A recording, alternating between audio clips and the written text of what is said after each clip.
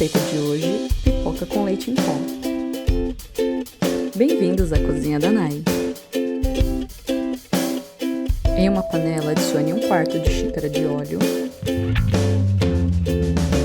meia xícara de milho de pipoca,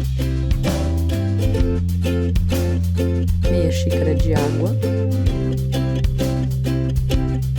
e meia xícara de açúcar. Em fogo alto, mexa sempre até que a água evapore. Isso leva aproximadamente uns 10 minutos. Quando estourar a primeira pipoca, tampe a panela, baixe o fogo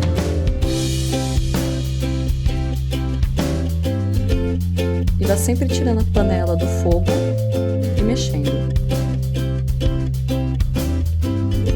Com a pipoca ainda quente, adicione uma xícara de leite em pó, misture e pronto.